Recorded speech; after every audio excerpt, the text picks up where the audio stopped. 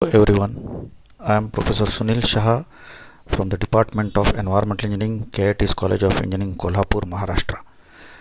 I have prepared this video for presentation in International FDP on Environment and Sustainability.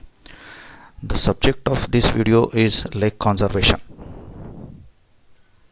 Earlier, I have prepared a video in the first week based on nitrification from the water and wastewater, and in the second week I have prepared a video for the application of nitrogen removal, that is conservation of lakes.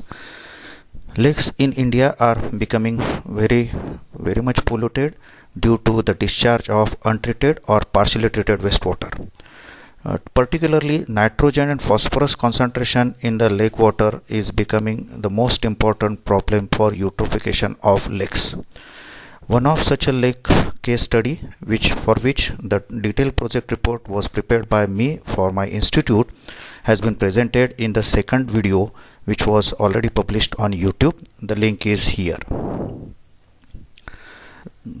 From these three videos, I am expecting the outcome that the student will explain nitrification and denitrification process for wastewater treatment.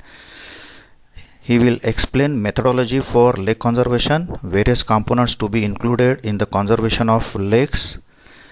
He will be able to explain water quality criteria for lakes and discharge standards for treated sewage and components of carbon footprint.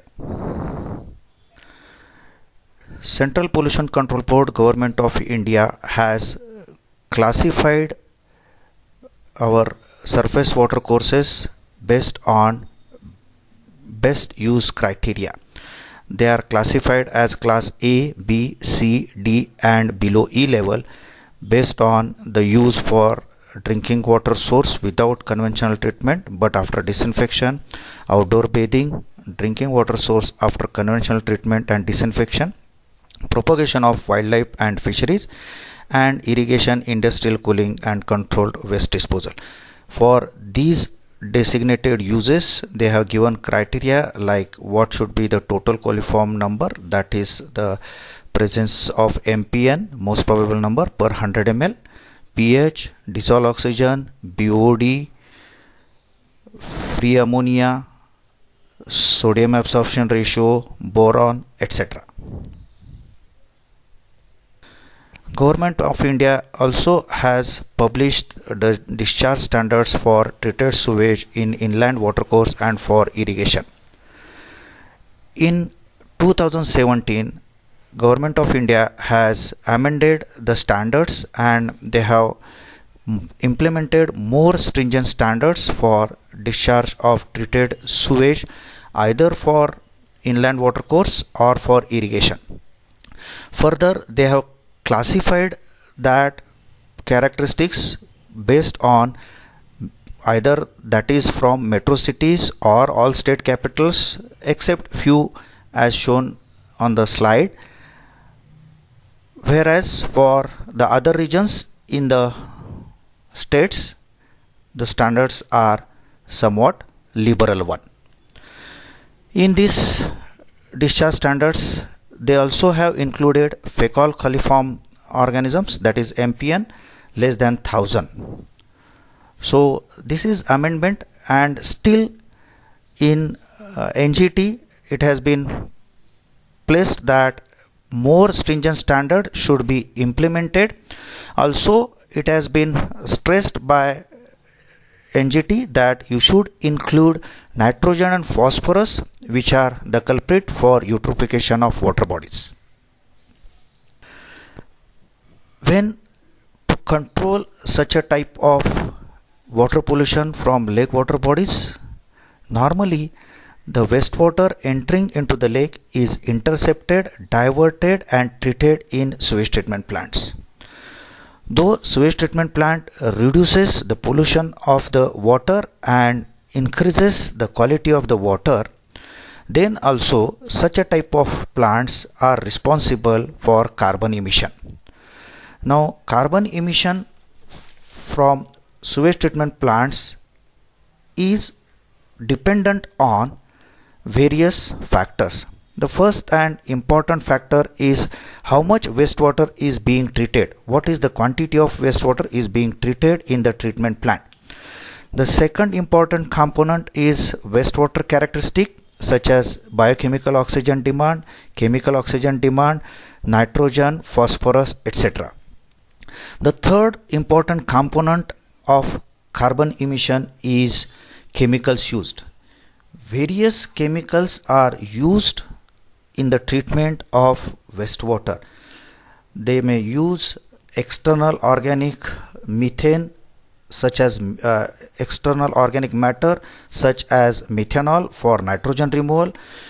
They also use coagulant such as ferric sulfate, ferric chloride, polyaluminum chloride, alum and polymers. Also activated carbon, ion exchange resin and anti-foaming agents are used.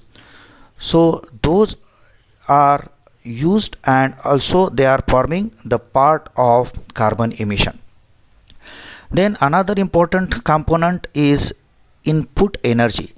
Now basically the sewage treatment plants are classified as either aerobic treatment or anaerobic treatment. If it is aerobic treatment, then lot of energy input for aeration of wastewater is required, which ultimately leads to the carbon emission. Whereas if it is anaerobic treatment, then the end product of anaerobic treatment is normally methane and carbon dioxide, which are again ultimately greenhouse gases. Then the next component is input transport. Normally the transport of treated wastewater as well as sludge.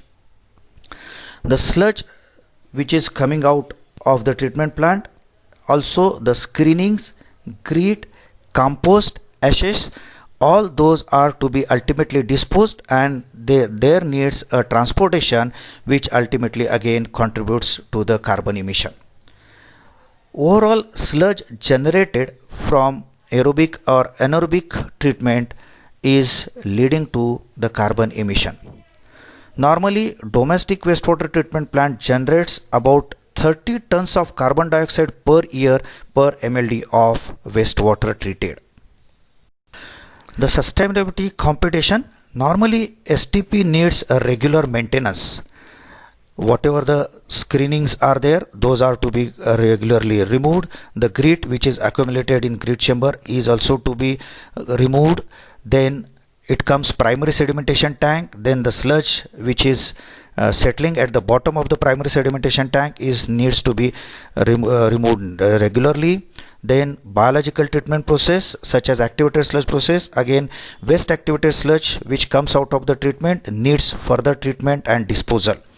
So regular treatment or regular maintenance and operation is one of the most important component of sewage treatment plants. Normally the design life of civil structure for sewage treatment plants is considered as 30 years, whereas the design life for electrical and mechanical components is 15 years. Q for